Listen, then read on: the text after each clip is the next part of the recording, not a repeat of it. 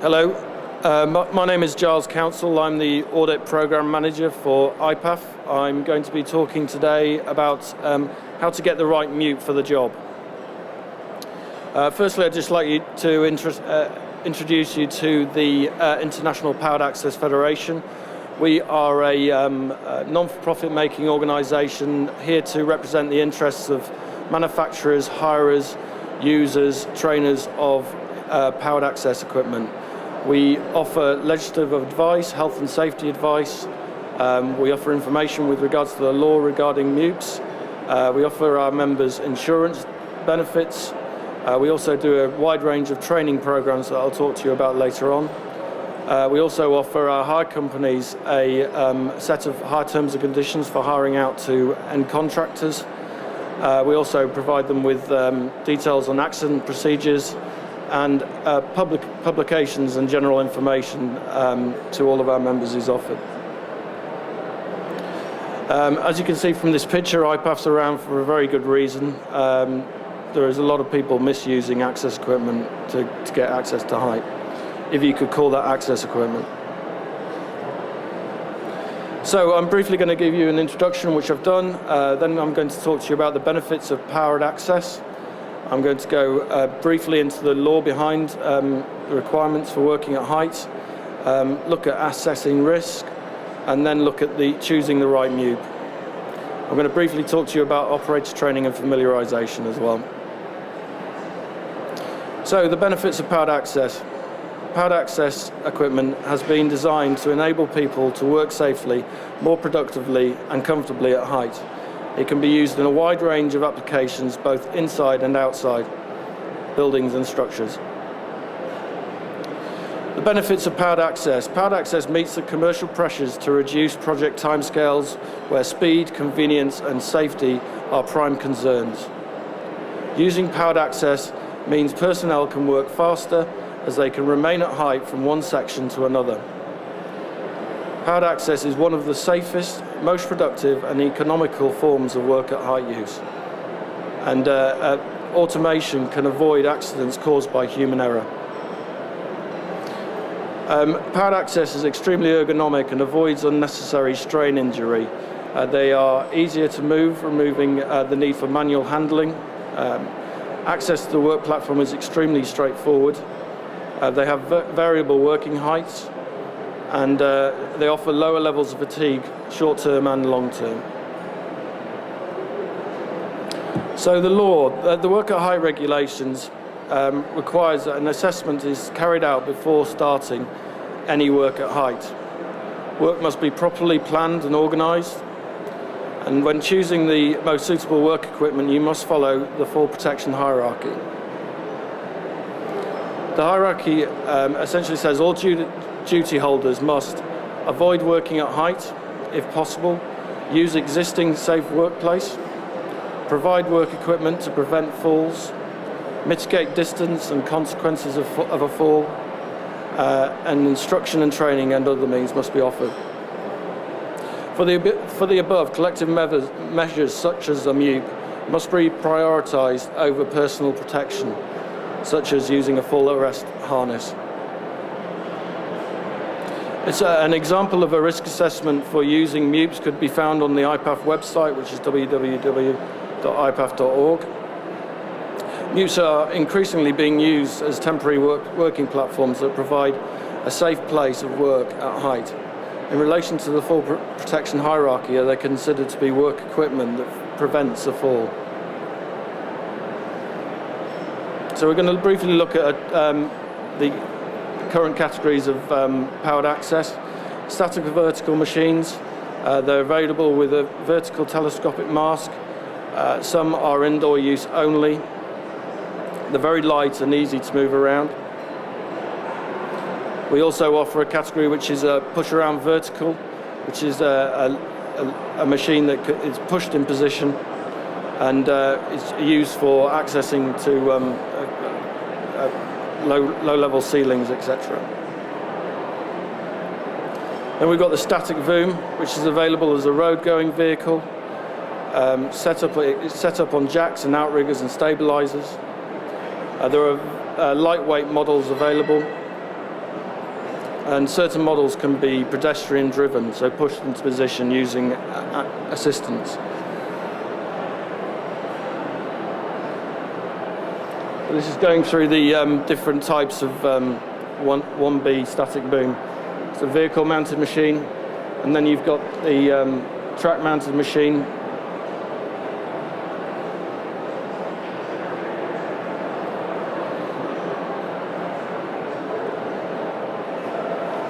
And a van mounted machine, obviously used by the telecoms industry quite a lot.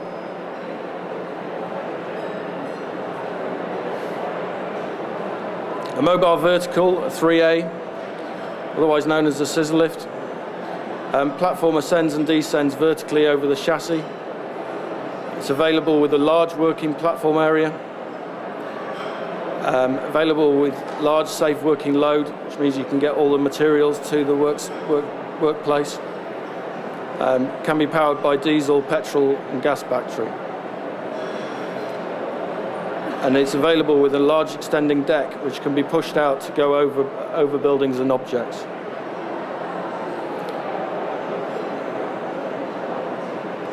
And then the mobile boom, which you'll all have seen, various types available, powered by petrol, diesel, battery. They're available with a large platform area, and thus available with a large safe working load, meaning that you can get all of your materials to the work area, and provides good outreach. So, have we chosen the right MEWP? Have we planned it? Are we supervising it? Is someone managing the whole process?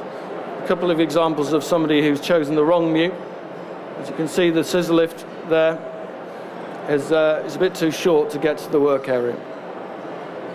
And the chap there who's just got a boom that's just a bit too short, so he's feeling it necessary to stand on the top guardrail.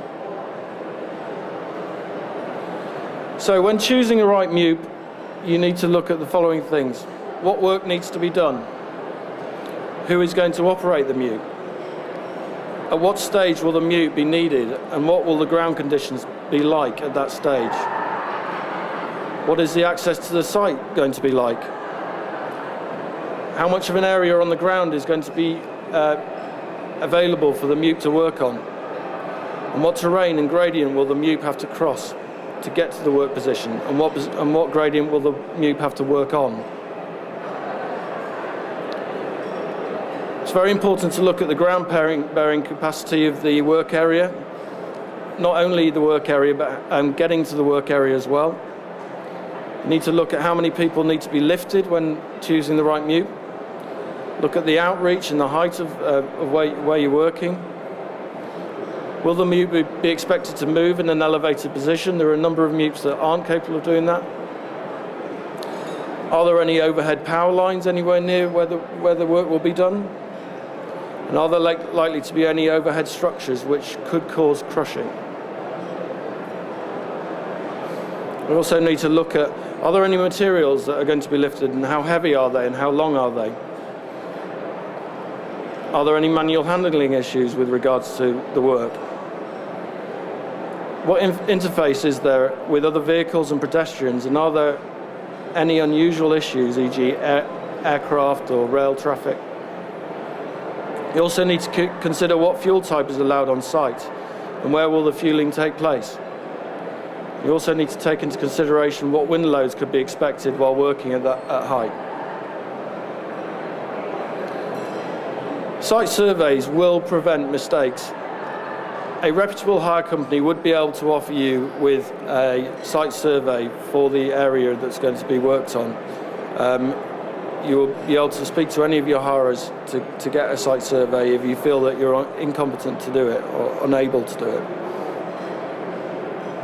There's a couple of examples where they've not chosen the right MEWP for the job.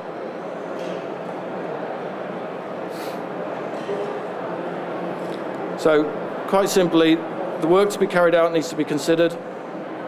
Access to the work area, terrain, work ground area and the maximum pressure allowed on it, number of people and load that will be lifted, the outreach, fuel type, the duration of the job. Is the operator that's going to be using the equipment trained? And if so, does he have proof of that? All of the above can be found, should be covered in any risk assessment for the work at height. And as I said, there's an example risk assessment on the IPAF website. Going back to site surveys, we've recently developed over the last kind of 3-4 years something called an IPAF Rental Plus standard, which is an accreditation scheme that we offer to hire companies. Basically, we go in and audit their systems to ensure that they're meeting the requirements, legal requirements and the requirements of the IPAF Rental Plus system, ensuring that the hire companies are offering you equipment that is thoroughly examined, they've had pre-delivery inspections, that they're asking you the right questions when you ring up saying, I've got some work at height. They ask you the right questions, they can offer you site surveys. If you look for the IPAF Rental Plus accreditation, you know you're going to get a quality hire company. So what are the operator on-site considerations? He also needs to take into consideration ground conditions, subterranean hazards, slab loading limits. He needs to take into account overhead hazards and wind speed problems between buildings, and also needs to take into account pedestrian routes and vehicles, and has the area been cordoned off.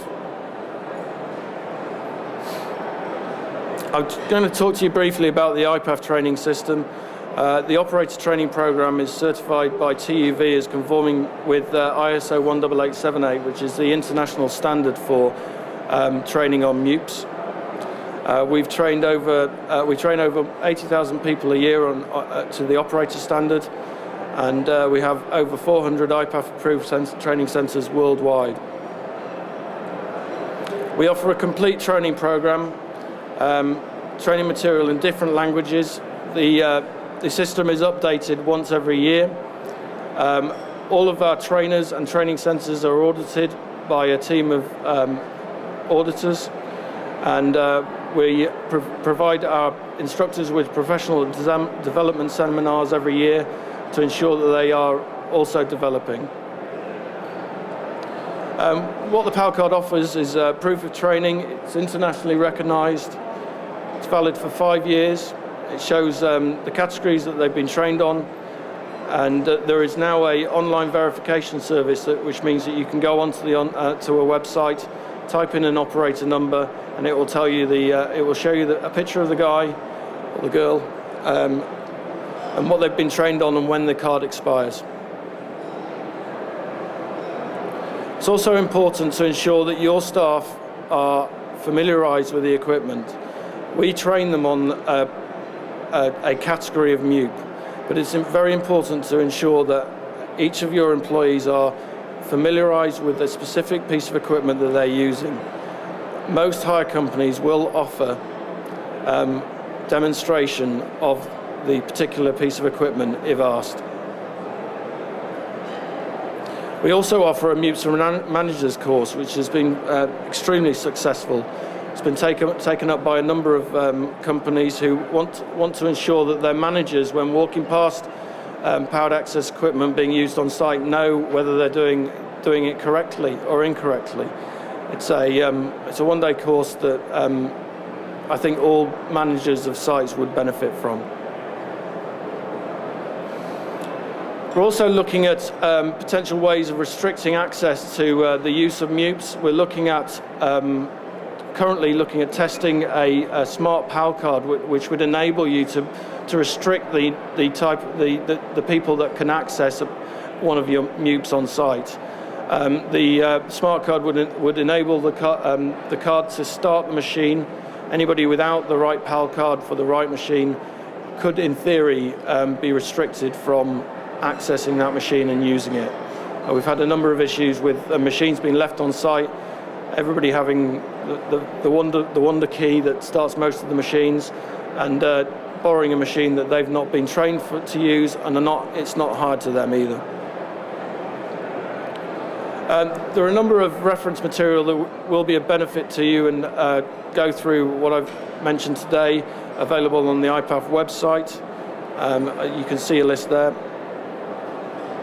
We also have, if you'd like to see what IPAF does, there's some publications and films on the IPAF website. You can download the Training Saves Lives video, and you can also watch the Spot the Mistake video, which has recently gone onto the site.